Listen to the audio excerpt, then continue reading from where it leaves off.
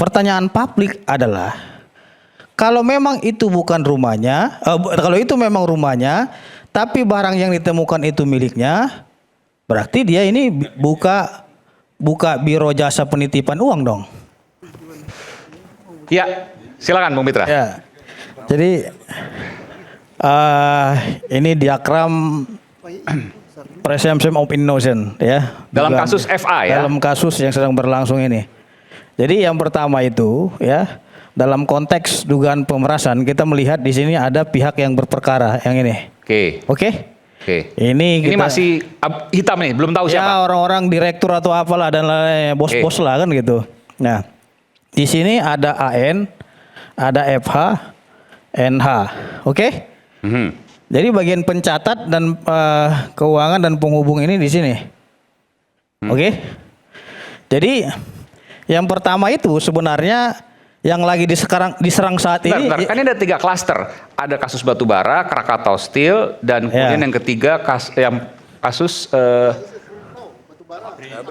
Asabri. Ya. Ini yang mana nih? Klaster yang mana? Ini random. Oke. Ya, Oke. random. Jadi kita lihat dari segi mappingnya dulu. Ini Money Changer dan Cafe The Clan ya. Oke. Jadi posisi dia ini sekarang ya, ini Ya. Eva ini lagi diserang ini nih. Lagi? Sama ini. Lagi diserang nih. Oke.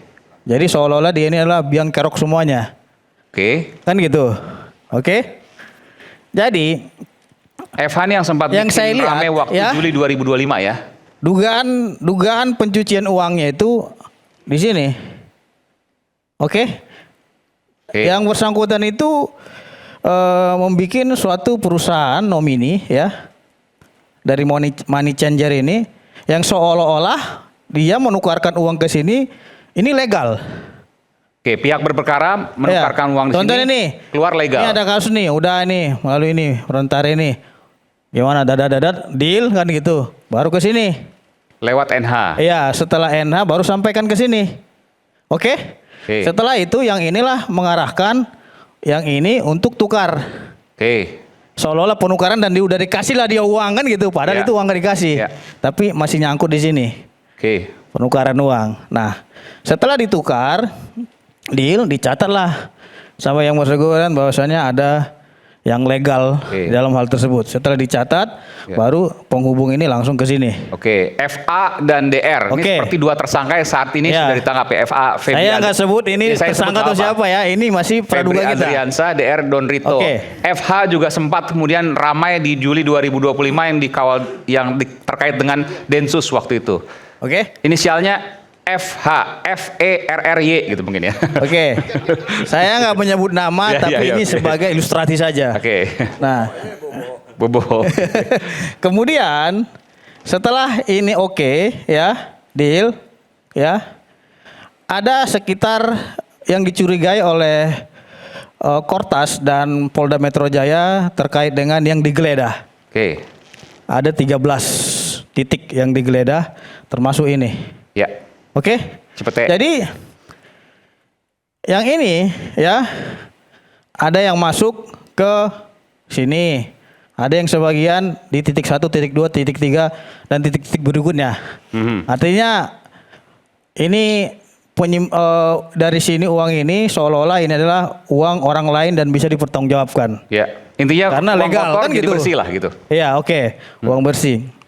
Nah, kami menduga bahwasannya proses pencucian itu melalui transaksi yang legal, benar. Karena memang proses ini tukar menukar. Tapi pertanyaannya, uang yang ditukar itu sampai nggak ke dia atau nyangkut di sini, kan begitu? Nah, ini yang dugaan kami nyangkut di sini. Makanya dipindahkanlah, ada yang di Brankas, ada yang di tempat lain-lain, ada yang di KP dan lain-lainnya, ada yang ke perusahaan-perusahaan, ya, ada yang tambang dan lain-lainnya untuk beroperasi. Biasanya modus pencucian uang itu seperti itu. Dan saya kira banyak pengusaha-pengusaha juga yang melakukan modus seperti itu untuk bisnis dia. Yang dicuci uang apa? Uang haram, Pak. Yang ini. Uang apa? Kan berperkara. Batu bara misalnya. Iya, yang berperkara. Harganya seperti yang Bung Boyamin sampaikan tadi. Harga 3.000 dijual 4.000. Iya, yang berperkara. Jadi Bang Aiman, Dari potensi kerugian negara itu sebesar 34,6 triliun ya. Yang baru ditemukan itu baru 1,57%. Ya. Artinya masih ada sebesar 34,057 triliun yang belum ditemukan. Sebutkan salah satu misalnya yang dicuci itu berupa apa? Supaya publik juga punya gambaran. Oh, ini uangnya lebihnya dari sini, korupsinya di sini. Dugaan ini kan kajian petisi ahli. Oke, dugaan kami yaitu terkait dengan orang-orang yang berperkara agar tidak tersangka. Oke. Ya kan? Agar Suap tidak dilanjutkan. Yes, ya kan? Agar ini aman, agar tidak. Makanya banyak pengusaha-pengusaha yang curhat ke kita, Bang. Pengusaha-pengusaha curhat. Pengusaha, dibilang dia. Kita program pemerintah, Bang, selalu kita dukung penuh. Tapi kenapa kita selalu dikerjain? Nah, ini saya juga mungkin Pak Prabowo nggak tahu ini kan gitu. Jadi banyak pengusaha-pengusaha juga yang ngeluh. Selalu dikerjain gitu loh.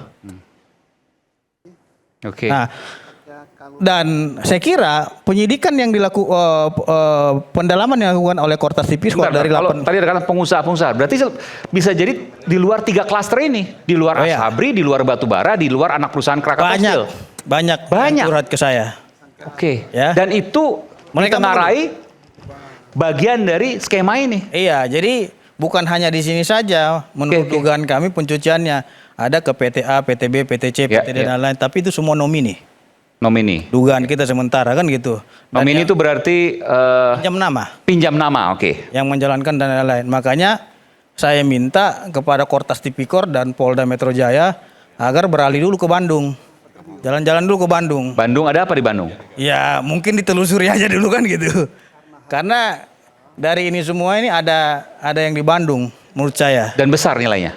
Yes. Jadi itu nanti didalami oleh penyidik Polri saja. Jadi menurut pandangan kami dan menurut dugaan kami itulah proses yang dilakukan oleh beberapa oknum. Gitu. Oke, silakan. Saya mungkin nambahin namanya sampaikan Bung Pitra ya. Uang tadi bukan. Jadi sebentar, ini Anda tadi yang pertanyaan saya menanggapi ini. Artinya yang kemudian sekarang ini disajikan di meja penyelidikan, meja penyidikan itu masih kecil. Ada hal lain yang memang belum diungkapkan. Iya benar. Kasus korupsi itu kan tidak tunggal. Ini kan bukan hanya follow the money, tapi follow the process terkait dengan pengadaan batu bara dari hilir ke hulu di PLN misalnya seperti itu. Ini kan kerugian negara yang disebutkan oleh Bung Pitra tadi 34 triliun ya. Ya. Tetapi uang yang di sini ini bukan uang itu, tapi uang suap untuk menutup rangkaian kasus besar terkait dengan blackout, terkait dengan kasus di Asabri, itu dikumpulkan di sini. Jadi kerugiannya ini masih panjang ini kalau ini dibuka gitu loh. Besar sekali. Besar sekali karena kaitannya dengan blackout yang disampaikan oleh Kortas Tipikor kemarin. Ini panjang, bukan hanya FA ini saja, ini masih akan jauh. Pasti akan masuk ke pokok perkaranya sendiri terkait dengan blackout. Kita belum sampai ke arah sana. Pemadaman bergilir, oke. Makanya yang di pengalihan kasus ini tidak menutup seharusnya tidak menutup perkara-perkara yang disampaikan di awal oleh Kortas Tipikor terkait dengan blackout tadi seperti itu. Ini masih kecil, ini hanya masalah yang dikumpulkan oleh FA melalui money changer ini seperti itu, Oke. Kecil sekali. Saya kira penyidik Kortas Tipikor juga sedang mendalami ada 14 perusahaan yang diduga terafiliasi. Dan ada 8 orang juga yang menurut saya itu potensinya sangat besar sekali untuk dijadikan sebagai tersangka. 8 orang yang sampai saat ini belum disebut-sebut. Menurut dugaan kita dari perkara yang sedang berjalan ini. Kajian petisi ahli ya? Iya. Jadi saya kira dengan munculnya FA ke publik, menurut saya dia blunder sendiri. Gitu loh. Dia sampaikan bahwasannya itu memang rumahnya. Tapi yang ditemukan itu bukan miliknya. Pertanyaan publik adalah kalau memang itu bukan rumahnya, kalau itu memang rumahnya, tapi barang yang ditemukan itu miliknya, Berarti dia ini buka biro jasa penitipan uang dong. Kan gitu. Nah, kalau pertanyaannya yang bersangkutan bikin biro jasa penitipan uang di rumahnya sampai ratusan miliar, izinnya seperti apa? Dan ini nggak masuk akal juga Bang Aiman. Masa uang sebesar ratusan triliun dititipkan ke rumah kita itu kalau hilang bagaimana? Rumah Sentul, iya. Bertanggung jawabannya katanya ada orang lain pemiliknya. Ini kan sangat aneh dan janggal sekali.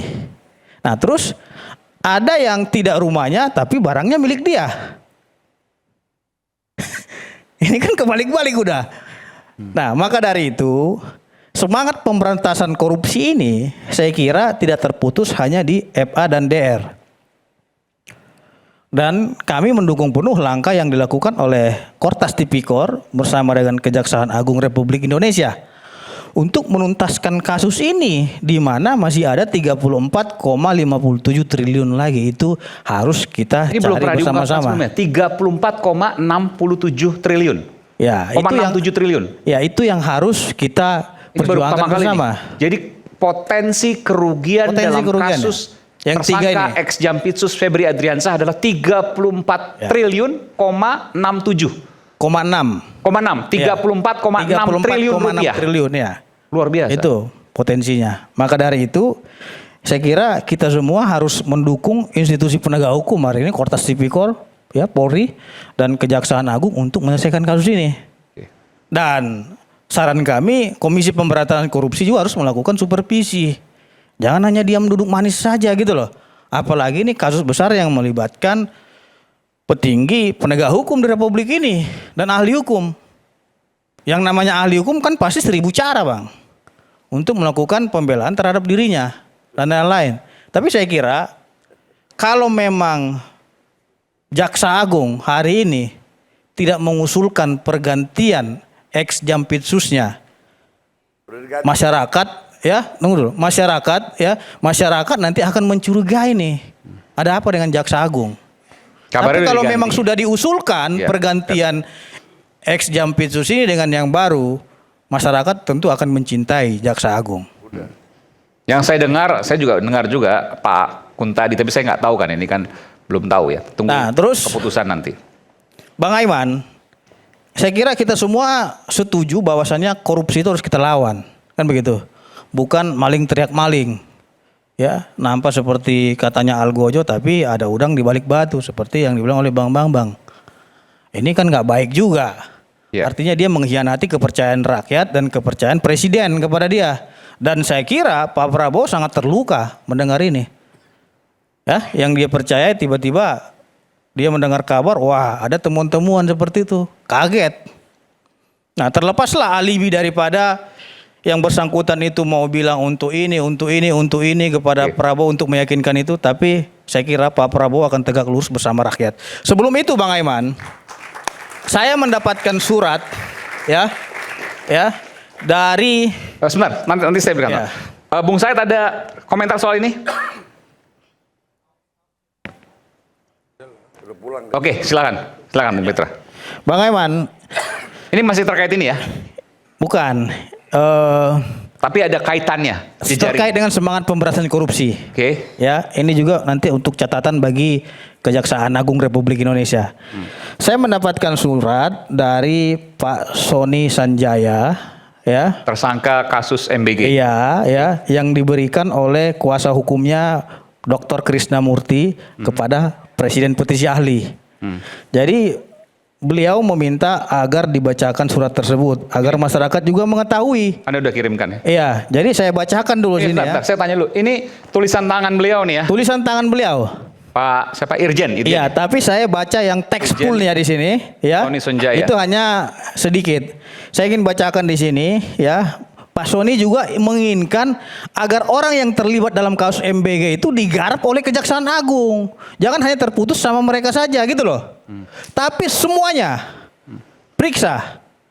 Dan dia juga meminta agar Nanik Sdeyang juga segera diperiksa. Oke. Gitu loh. Nah, ini saya bacakan Bang Aiman ya. Pak Sony menuliskan judulnya di sini. Bentar, ini eksklusif nih. Diberikan langsung dan ini otentik dari Pak buat Sony. rakyat bersuara spesial. Oke. Saya juga bukan mengada-ngada. Ini memang catatan tulisan tangan beliau dan ini harus saya sampaikan kepada rakyat bersuara karena ini pesan daripada Krisnamurti selaku kuasa hukum beliau. Oke. Di sini saya bacakan Bang Aiman dari awal itu halaman akhirnya.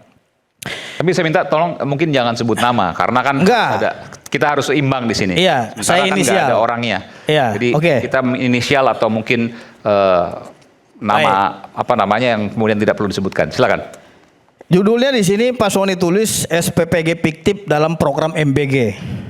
Sejak permulaan program MBG bergulir, isu tentang adanya SPPG fiktif sudah menyeruak di media sosial.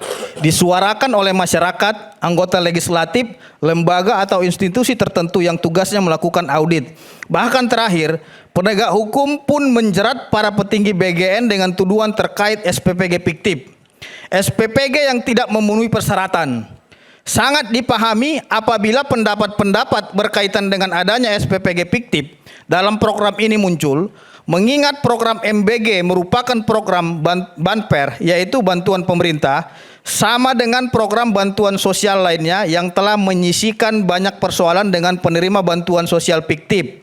Sebagaimana telah banyak diketahui masyarakat dari banyaknya kasus hukum terkait hal tersebut. Namun perlu kita telusuri dengan seksama apakah modus fiktif dalam bansos dapat disamakan dengan SPPG fiktif? Tanda tanya. Apabila pemahaman SPPG fiktif adalah adanya gedung-gedung dapur fiktif sebagaimana disampaikan oleh pejabat Bupati Cilacap dalam pemberitaan pada majalah Tempo edisi Juli 2026 di mana seorang pejabat bupati mengatakan ada lebih dari 100 SPPG fiktif. Berdiri bahkan sudah lebih 100 hari namun tidak kunjung operasional. Pejabat bupati seharusnya dapat memberikan info lebih cermat apakah dapur-dapur tersebut meskipun belum operasional namun sudah menyerap anggaran atau belum. Apabila belum operasional, belum dilengkapi personel dan peralatan, belum ada data penerima manfaat namun sudah menerima dana operasional. Itulah yang disebut dapur _SPPG fiktif. Artinya ada bangunan, tidak ada kegiatan, namun sudah menyerap anggaran bantuan pemerintah Rp 6 juta per hari untuk insentif yayasan ... Itulah fiktif. Apabila ada bangunan sudah berdiri namun belum operasional, perlu diteliti lebih mendalam sebagai berikut. Nah, ini kata Pak Sony. 1. Apakah sudah ada ID SPPG pada dapur tersebut? Bila belum ada, sudah dipastikan bahwa bangunan tersebut belum terdaftar pada sistem pendataan di BGN, portal mitrabgn.go.id, dan sangat mungkin pemiliknya adalah korban penipuan. 2. Apabila bangunan tersebut telah memiliki ID SPPG sejumlah 8 digit disertai QR Code, perlu dilihat di dalam sistem apakah progres pelaporan pembangunan dapur sudah berstatus verifikasi pengajuan, proses persiapan, verifikasi persiapan, survei lapangan, penetapan kelayakan, dan lain-lain. Dalam mekanisme verifikasi usulan dapur SPPG program MBG tidak memungkinkan adanya dapur fiktif sebagaimana dalam pemahaman fiktif pada umumnya sehingga menyerap anggaran negara tanpa ada kegiatan. Transfer dana program MBG ke dalam akun SPPG yaitu virtual account adalah tahap ke-14 dari mengikuti verifikasi yang berjalan sequence. Tidak bisa melompat, harus berurutan dan semua tahap dapat dicek siapa verifikatornya, siapa petugas surveinya, siapa kepala SPPG-nya, siapa perwakilan yayasannya. Jadi, sebaiknya hati-hati dalam menyampaikan informasi terkait adanya SPPG fiktif, harus dipahami betul terminologi fiktif, khususnya dalam anggaran MBG. Bila tidak hal itu, harusnya akan menjadi sebuah upaya framing dan akan menjadi berita hoaks. Pak Sony meminta untuk memonitor perkembangan penanganan kasus pengadaan sepeda motor, TV, laptop, tab, sepatu. Apakah sudah ada PPK atau tim PPK yang menjadi tersangka? Karena ini sangat erat kaitannya dengan persangkaan awal terhadap saya tentang intervensi pengadaan sepeda motor, TV, laptop, tab, dan sepatu. Ada keanehan apabila PK atau tim PPK belum ada yang jadi tersangka. Pertanyaannya adalah, Perbuatan melawan hukumnya apa di dalam proses pengadaan-pengadaan tersebut sehingga vendor menjadi tersangka? Apalagi pimpinan BGN, DH, SS, dan LP menjadi tersangka terlebih dahulu. Patut diduga penyidik meminta surat berisi laporan BPK yang isinya tidak valid karena metode auditnya tidak valid. Ada beberapa kejanggalan, antara lain A. Penetapan angka 36 miliar lebih per hari untuk DH, LP, SS, dan yayasan-yayasan. Bagaimana metode auditnya? Kapan melakukan audit? Ada berapa ribu yayasan yang diaudit terkait 35 miliar lebih tersebut? B. BPKP diduga belum melakukan audit rutin maupun audit investigasi sebelum penetapan tersangka DH, LP, dan SS untuk proses pengadaan-pengadaan maupun yayasan-yayasan. C. Penetapan pasal 603 dan 604 harus ada kerugian negara. Bagaimana BPK melakukan audit investigasi sebelum penetapan tersangka? Oke. Saya sudah memberikan keterangan, bahkan memberikan informasi tentang dugaan korupsi CCTV dan Pauline Payne Record. Tapi kok belum ada pemeriksaan tentang pengadaan-pengadaannya? Kok saya malah ditersangkakan lebih dahulu, sedangkan perbuatan melawan hukumnya dalam proses pengadaan belum diketahui. Saya diduga menjual titik, bagaimana bisa? Saya ada di kantor terus, saya hanya menerima titipan-titipan pengajuan dari orang-orang yang mengajukan ke saya. Sebelum ditanyakan kepada orang-orang yang menitip usulan-usulan tersebut kepada saya, apakah mereka memperjualbelikan titik-titik yang diusulkan? Apakah uang hasil penjualan titik-titiknya diberikan ke saya? Yang jelas-jelas mengusulkan titik dan ada intervensi seperti di Kebonsari dan Tapos. Saya belum diperiksa. Apakah dia mengajukan titik itu dengan banyak permintaan kekhususan, ganti yayasan, 1 titik untuk SPPG dan lain-lain? Apakah dia menjual titik dan memberi uang ke saya? Kemudian Pak Sony membantah terkait dengan pemberitaan. Di situ disebutkan, ada judulnya, Sony menunjukkan tangkapan layar bukti pembicaraan dan orang-orang yang disebutkan. Ini pemberitaannya. Beliau membantah, bagaimana saya menunjukkan tangkapan layar sedangkan HP saya disita penyidik. Nah, beliau juga menyampaikan bahwasanya penyidik membuka akun tertentu. Penyidik bertanya, ini siapa? Sesuai dengan nama yang di-save. Saya jawab, iya. Nah, terus ada berita dari salah satu media swasta mengatakan ada usulan kode A, kode B. Beliau menjawab bohong. Karena saya yang punya HP tidak pernah ngasih kode A, kode B. Penyidik juga tidak tahu itu dan tidak ada kode-kodean di antara kami. Nah, terus ini dari tim lawyernya juga menyampaikan kepada saya, Bang Aiman, Pak Sony sudah ungkap pengadaan CCTV bodong senilai 300 miliar. 300 miliar Bang, sudah diungkap. Tapi kejaksaan belum periksa. Jadi dia mohon sangat lah ini, tolonglah Bapak-bapak kejaksaan agar periksa ini. Ya, terkait dengan CCTV bodong senilai 300 miliar ini. Karena informasinya di BAP beliau juga sudah dituangkan. Nah, terus dan peranan N ya juga sudah diungkap, tapi kejaksaan juga tidak memanggil. Hulu ke hilir harus jelas. Panggil semua, dan apalagi kemarin Pepri bilang bertambah jadi 47 nama. Ya sudah, panggil semua. Kenapa nggak dipanggil-panggil yang 47 nama yang disebut tadi? Nah, terus ini terakhir, bahwa selama ini kemana saja mereka? Saya dapat info bahwa mereka belum pernah menegur kesalahannya BGN yang menjadi kerugian negara. Tapi tiba-tiba sudah langsung ditentukan kerugian negara. Jadi seolah-olah BPKB menjebak saya. Harusnya kalau BPKP mengetahui adanya potensi kerugian negara, ditegur BGN dan dikasih tahu, atau peringatan dulu dari BPKB ataupun audit. Itu Bang. Jadi ya, saya tidak akan menanggapi ini. Ada pertanyaan-pertanyaan bahwa jangan berhenti hanya di Sony Sonjaya saja. Karena sudah ada juga 41 nama.